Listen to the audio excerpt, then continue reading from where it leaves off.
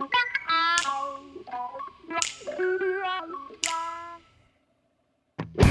you've gone through our troubleshooting videos and realized that your power cord is not working properly, here's how to replace it. First things first, it may seem really obvious, but always make sure you unplug your power cord before you do anything. With the Phillips head screwdriver, remove the 2 screws holding your controller onto the hopper. Push the controller back through the mounting hole of your hopper. Make sure your pellet hopper is completely empty of any pellets.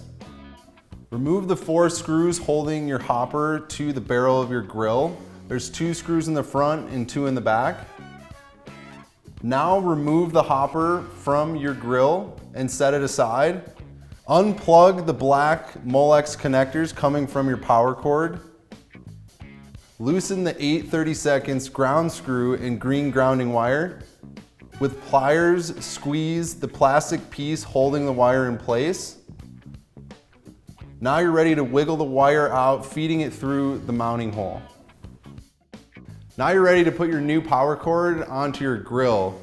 First thing you want to do is feed the wiring through the mounting hole.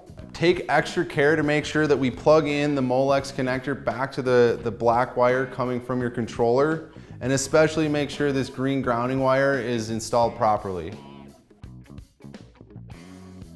Now that you've attached your new power cord to your grill, reassemble the hopper and the controller, and you're back up and rolling.